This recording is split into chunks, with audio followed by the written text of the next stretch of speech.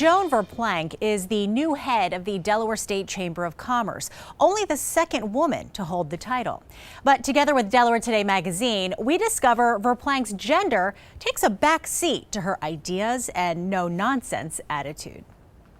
As a little girl, Joan Verplanck never said, "When I grow up, I want to work for the Chamber of Commerce."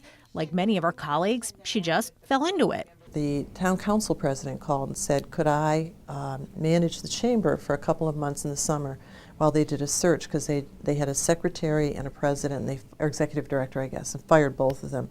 And after about 3 weeks, they thought, I really like this, and I could do it. This was in North Kingstown, Rhode Island, where she eventually became president. From there, she headed up the Greater Woonsocket Chamber, also in Rhode Island. Her next two stops took her to New Jersey. After leading the Morris County Chamber for 8 years, the top job at the state chamber opened up. The way Verplanck tells it, the state was never going to hire a woman, and her interview was just a courtesy. I decided to just lay it out. So I said, you know, before I leave, you need to understand that we need a really good state chamber. I need you to hire the right person, and you didn't ask any of the right questions to find that. So here's what you should be asking. She got the job.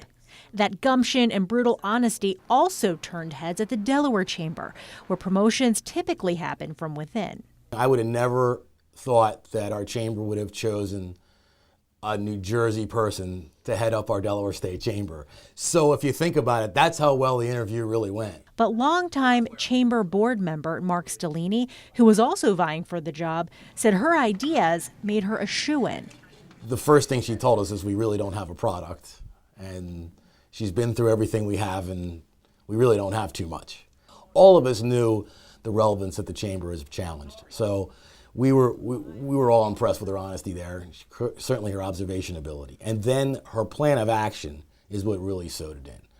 If I pictured Delaware and picture all the Delawareans standing on the border of Delaware, all the way around, I sense that they would all be looking at each other with their back to the rest of the world. It's very inward. It's because everybody knows everybody. But the challenge for us is how do we look over our shoulder into the opportunities in the bigger world. One opportunity, Delaware is #1 in the deployment of broadband. The economic development people didn't know that. My staff didn't know it. Nobody knew.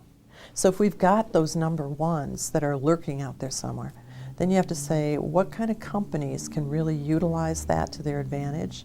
We need to start talking to them. Another opportunity, the more than 1 million companies incorporated in Delaware that don't actually exist in Delaware. It's time for us to engage those people.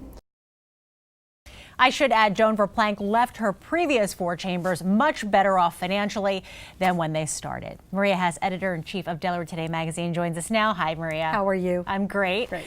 Want to talk about Joan Verplanck being the second female president of the Delaware State Chamber. Is that a factor in why your magazine decided to profile her? It's one factor. The other factor was that she was from New Jersey. And it's interesting that the chamber went with someone who is outside of Delaware.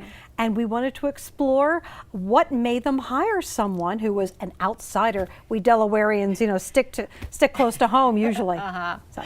And I think part of what impressed the state chamber was how honest she is. Yeah. I mean, it's to a fault how honest she is. Who says in her interview, hey, I look at what you have, it's not much, and then what you do have isn't even really good? A very brave and gutsy person. And I'll tell you, in this economy and with our unemployment numbers, maybe guts and courage is something we need. Is that something that if a candidate came into your office interviewing and did something similar, what would you do? If a candidate came into my office and said, you know, this is good, but this is not so great, I would probably tell that person that we would get back to them. I would go home, I would think about it, and I would think to myself, this is somebody who's not afraid to adapt to change, and maybe we should hire her.